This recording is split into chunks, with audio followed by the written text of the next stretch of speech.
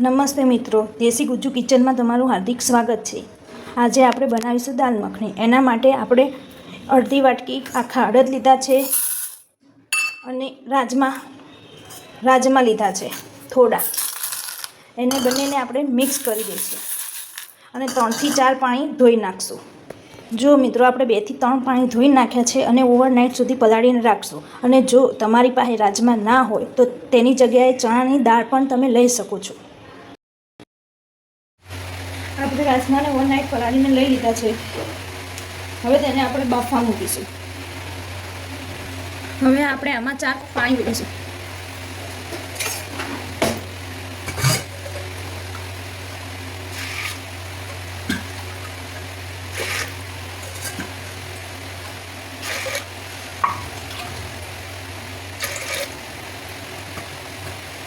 હવે આપણે તેને બાફવા મૂકીશું। ગેસ ઓન કરીશું।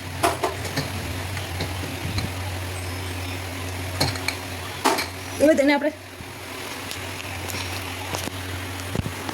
7 સીટી આવે ત્યાં સુધી આપણે તેને બાફવા મૂકીશું। 7 સીટી પડવા દઈશું। હવે આપણે બફાઈ ગઈ છે એના માટે આપણે હવે મિક્સ કરી દઈશું। એને મેશ કરીને આવી રીતે જેથી મિક્સ થઈ જાય। થોડું પ્રેસ કરી દઈશું આવી રીતે।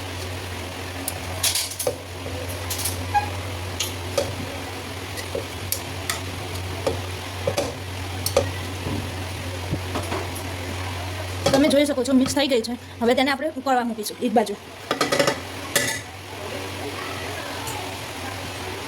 હવે આપણે આ ગેસ ઉપર ઉકળવા મૂકીશું અને બીજા ગેસ ઉપર એક પેન મૂકીશું।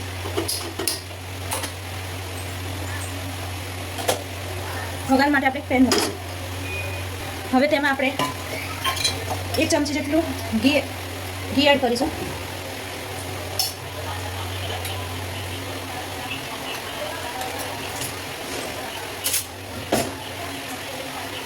અને થોડુંક બટર એડ કરીશું।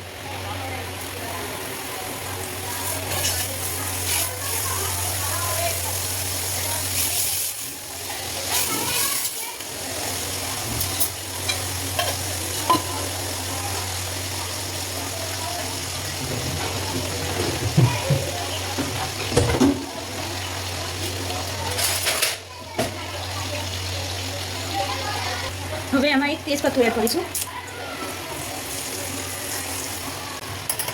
અને થોડી હિંગ એડ કરીશું। તેમાં આપણે ડુંગળી પણ એડ કરી દઈશું અને ત્યાં સુધી ચડવા દઈશું જ્યાં સુધી એનું કાચું દૂર ના થાય, કચાશ દૂર ના થાય। આપણે તેને ધીમા તાપે ચડવા દઈશું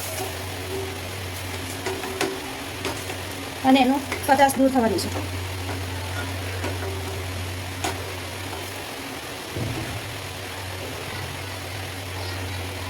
અને આ બાજુ આપણી દાળ પણ ઉકળી રહી છે કુકરમાં।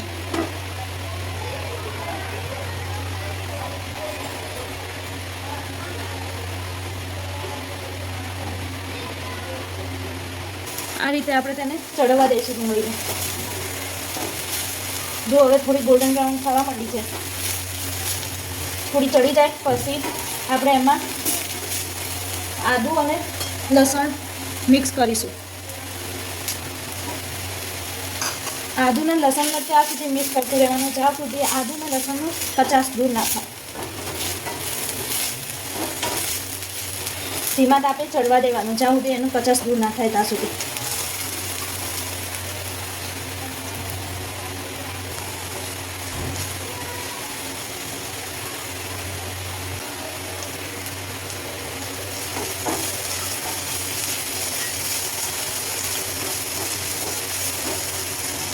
આપણે હલાવતા રહીશું આ રીતે।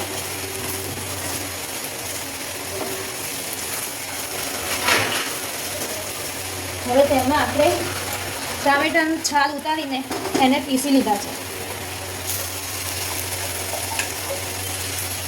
તમે ચાહો તો તેને મિક્સરમાં પણ પીસી શકો છો। હવે તેને આપણે હલાવતા રહીશું, મિક્સ કરી દઈશું।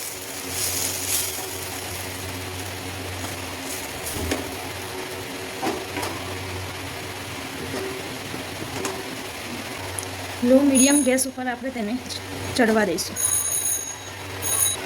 હવે આપણે એમાં મસાલા એડ કરીશું. 1 ચમચી હળદર, 2 મોટી ચમચી લાલ કાશ્મીરી મરચું,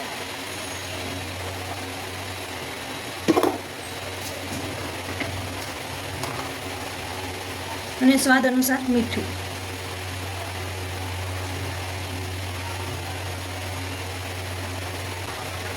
હવે આપણે તેને મિક્સ કરીશું.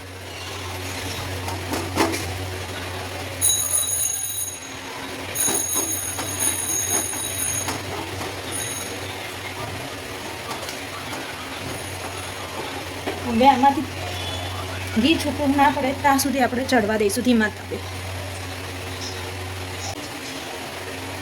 આપણે આ રીતે વચ્ચે વચ્ચે હલાવતા પણ રહીશું.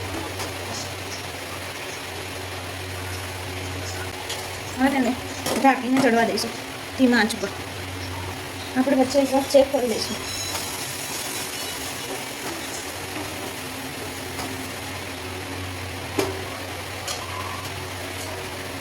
અને થોડું વ્યવસ્થિત ચડવા દઈશું.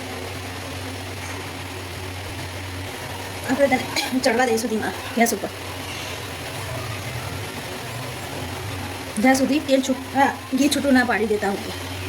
તમે જોઈ શકો છો કેવું મસ્ત ચડી ગયું છે. હવે તેમાં આપણે દાળ ઉમેરીશું જે આપણે ઉકળવા મૂકી હતી ધીમે ધીમે. આ રીતે મિક્સ કરતા રહીશું.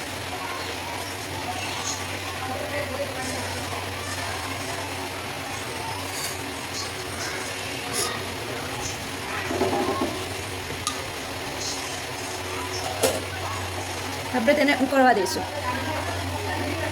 હવે આમાં 2 કપ જેટલું આપણે પાણી એડ કરીશું ગરમ, જેથી આપણે રસો જાડો થાય થોડો. હું 2 કપ જેટલું એડ કરી રહી છું. હવે તેને આપણે ઉકળવા દઈશું જેથી આપણો રસો જાડો થશે. વચ્ચે વચ્ચે આપણે આવી રીતે હલાવતા પણ રહીશું, ચેક કરતા રહીશું.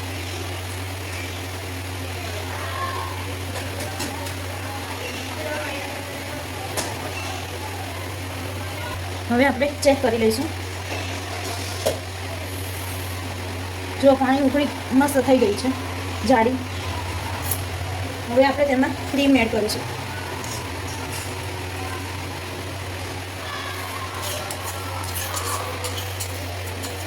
તમારી જોડે જો ક્રીમ ના હોય તો તમે મલાઈ પણ એડ કરી શકો છો. હવે આપણે તેને મિક્સ કરીશું.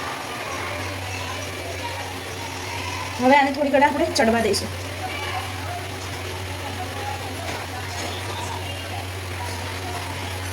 હવે થોડી ઘડી ચડવા દઈશું. હવે આપણે આમાં થોડી કસૂરી મેથી એડ કરીશું.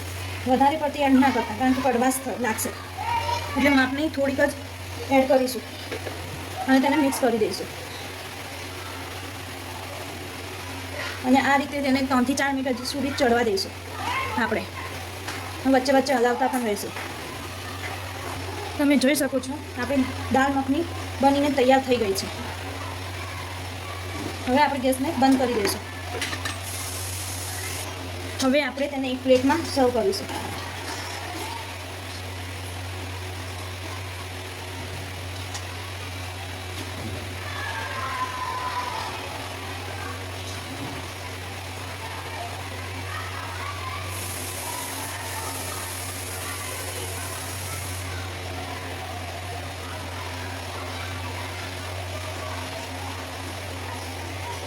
આપણે તેમાં બટર નાખીશું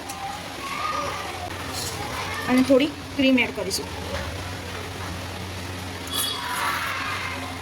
જોઈ શકો તમે કેવી મસ્ત દાળ મખની બનીને તૈયાર થઈ ગઈ છે. જો તમને અમારો વિડીયો ગમ્યો હોય તો લાઇક, શેર અને સબસ્ક્રાઈબ કરવાનું ના ભૂલતા અને કોમેન્ટમાં જરૂર કહેજો કેવી બની છે.